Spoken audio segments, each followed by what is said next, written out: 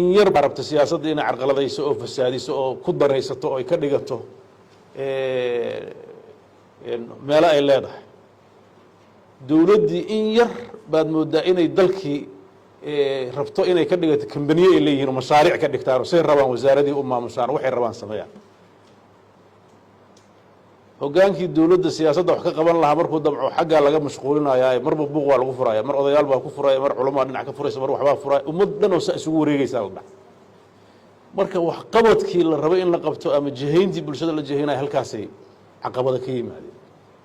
dalkan marxalad adag buu ku jiraa marxalad adag oo siyaasadeed buu ku jiraa marxalad adag oo amni buu ku jiraa marxalad adag oo dhaqaalo ku jiraa oo runtii waqtiyadii ummad hadda nool dunida dadka ugu adag ee duruufuhu haystaan bay Soomaalidu ka mid tahay inteena yaroo hoteelada iyo meelahan isugu imaanaysa magaalooyinka joogta maaha dadkeena